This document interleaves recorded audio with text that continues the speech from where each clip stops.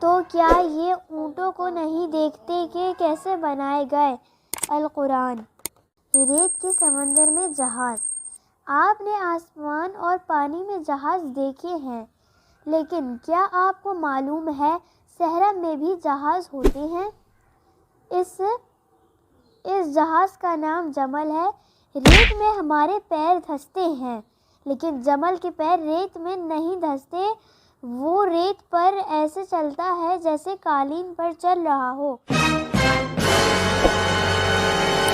اونٹ کو عربی میں جمل کہتے ہیں۔ مٹی اونٹ کے پنجوں کے گرد چربی کی لچکدار موٹی تہہ ہوتی ہے۔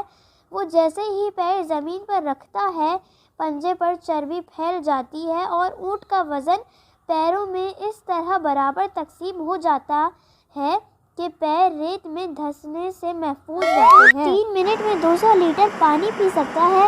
عمر کم و بیش 50 سال ہوتی ہے۔ پتے، گھاس، خشک اور کانٹے دار جھاڑیاں اونٹ کے لیے قورمہ ہے۔ ہونٹوں کی بناوٹ ایسی ہے کہ کانٹوں سے منہ زخمی نہیں ہوتا اور کانٹے منہ میں جا کر نرم ہو جاتے ہیں۔ مٹی اڑتی ہے تو ہم ناک، منہ اور آنکھوں پر ہاتھ رکھ لیتے ہیں تاکہ مٹی اندر نہ جائے، لیکن اونٹ کو ایسا نہیں کرنا پڑتا۔ ریت اڑتی ہے تو نتھنے بند کر لیتا ہے اور ریت ناک میں داخل نہیں ہوتی۔ ناک ریت سے محفوظ رہتی ہے۔ اونٹ کی کمر پر پہاڑ نما اٹھان ہوتی ہے جسے کوہان کہتے ہیں۔ کسی کی کمر پر ایک تو کسی کی 2 ہوتے ہیں۔ اونٹ کی چربی پورے جسم میں جمع ہونے کے بجائے کوہان میں جمع ہوتی ہے، اس لیے جسم نہ زیادہ گرم ہوتا ہے اور نہ زیادہ پسینہ آتا ہے۔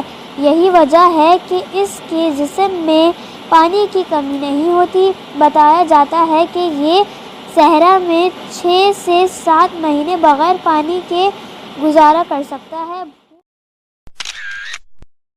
بھوک لگے اور کھانے کو کچھ نہ ملے تو اونٹ کوہان میں چربی خوراک کے طور پر استعمال کرتا ہے۔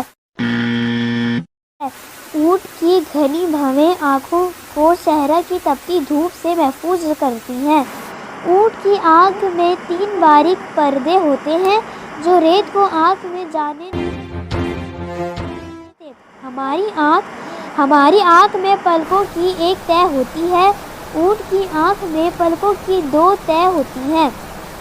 اس کی وجہ سے ریت یا مٹی آنکھ میں نہیں جا سکتی۔